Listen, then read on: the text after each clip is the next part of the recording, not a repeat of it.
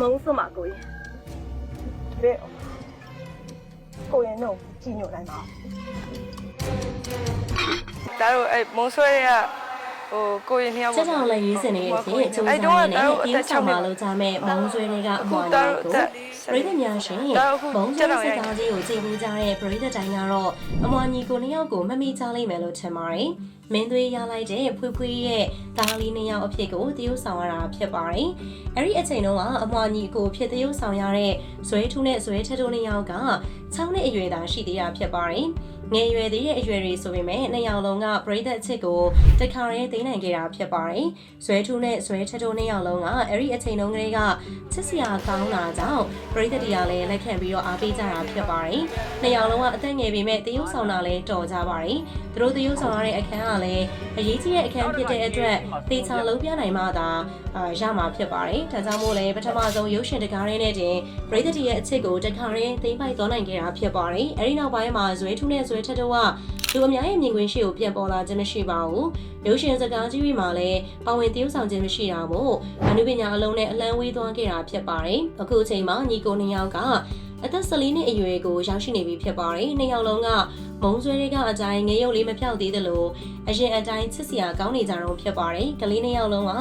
တစ်ဖက်မှာပညာသင်ကြားနေသလိုအနုပညာအလုပ်တွေကိုလည်းပြန်လုပ်ဖို့စီစဉ်နေကြတာဖြစ်ပါတယ်။အခုလက်ရှိမှာတော့တယောက်နဲ့တယောက်ငယ်တော့လို့တူတာမျိုးမရှိပါဘူး။အနေငယ်စင်တလို့နဲ့ရုပ်ချင်းကွဲလာကြတာဖြစ်ပါတယ်။ဇွဲထူးနဲ့ဇွဲထထူးနှစ်ယောက်ကလက်ရှိမှာပညာသင်ကြားရင်းနဲ့စက်တောင်ရိုက်တာကိုလည်းအပြင်းထန်လေးကျင့်နေကြတာဖြစ်ပါတယ်။ဇွဲထူးနဲ့ဇွဲထထူးနှစ်ယောက်ရဲ့အမျိုးတွေထဲမှာလည်းစက်တောင်ရိုက်တာကိုကျွမ်းကျင်ကြတဲ့အတွက်ကလေးသဘာဝလိုက်ကြည့်ရင်းနဲ့ဝါသနာပါသွားကြတာဖြစ်ပါတယ်။အခုဆိုရင်နှစ်ယောက်လုံးကစက်တောင်ရိုက်တာကိုတေချာလေးကျင့်နေကြပါပြီ။နှစ်ယောက်ကအဖော်လေးရှိအောင်မို့တယောက်နဲ့တယောက်လေးကျင့်ဖို့အတွက်အဖော်ရနေတာဖြစ်ပါတယ်။သူများတွေလိုအဖော်မရှိတာမဖြစ်တာမို့နှစ်ယောက်လုံးကစက်တောင်ရိုက်တာကိုလည်းတော်တော်လေးကျွမ်းကျင်နေပြီဖြစ်ပါတယ်။ဇွဲထူးနဲ့ဇွဲထထူးနှစ်ယောက်လုံးကနိုင်ငံလေးစင်အဖြစ်အရွေးခံကျင်ကြတာပါ။နိုင်ငံသားပြိုင်ပွဲတွေအထိသွားပြိုင်ဖို့မျှော်မှန်းထားကြတာလည်းဖြစ်ပါတယ်။ဒါပေမဲ့လည်းသွားပြိုင်ဖို့အတွက်အခွင့်အရေးက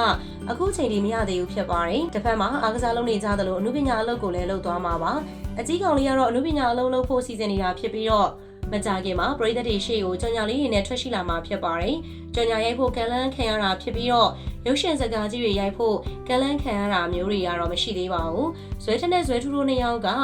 အနုပညာအလုပ်အတူတူလုပ်တဲ့အချိန်မှာနှစ်ယောက်ကအတူအမပုံစံလုံးဖြစ်ကြမှာမဟုတ်ပါဘူး။တယောက်စီအနုပညာအလုပ်ကိုဆက်လုပ်သွားမှာဖြစ်တယ်လို့သိရပါတယ်။အနုပညာလောကမှာတယောက်စီနေနဲ့သာယက်တီသွားကြတာကြောင့်ဖြစ်ပါတယ်။အမော်ရီဆိုပေမဲ့လည်းတယောက်နဲ့တယောက်ကစမ်းလေးမတူတဲ့အတွက်ကိုစီတာစူးစမ်းကြမှာဖြစ်ပါတယ်။အမွာလေးနှစ်ယောက်ကတယောက်နဲ့တယောက်အတွေ့အညီချစ်ခင်တာကြောင့်ပရိသတ်တီလည်းမြင်ရတာစိတ်ချမ်းသာနေကြတာပါ။ဒါအပြင်နှခမ်းဒီမောင်လေးတွေရဖို့လည်းစောင့်နေပဲဆိုပြီးတော့စနေကြတာဖြစ်ပါတယ်။ဇွဲထန်းနဲ့ဇွဲထူးတို့ညီကိုပေါ်ပရိသတ်တို့ရဲ့မြင်လေး comment လေးထဲမှာရေးခဲ့ပေးပါဦး။ဗီဒီယိုလေးကိုအဆုံးလေးလိုက်ပါပြီးတော့ကြည့်ရှုပေးတဲ့အတွက်လည်းအားလုံးကျေးဇူးများကြီးတင်ပါတယ်။နောက်နေ့ရက်တင်ဆက်မှုတွေမှာပြန်လည်ပြီးတော့ဆုံတွေ့ကြပါစို့ရှင်။